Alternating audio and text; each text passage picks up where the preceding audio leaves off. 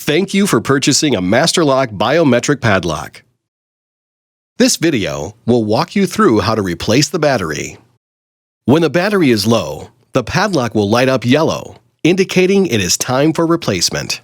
To change the battery, open the padlock and remove the bottom part of the weather cover. Turn the battery door slot 90 degrees counterclockwise using a coin. Gently pull back the sides of the weather cover to open the battery compartment door.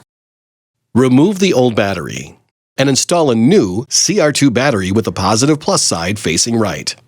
Close the battery compartment door and turn the battery door slot 90 degrees clockwise. Replace the bottom part of the weather cover and close the padlock. If the battery dies while your padlock is locked, you will need to jump the padlock battery.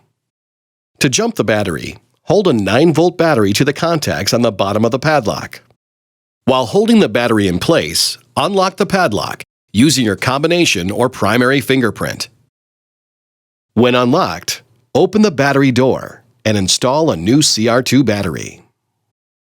For other useful tips on how to use your Masterlock biometric padlock, please visit masterlock.com.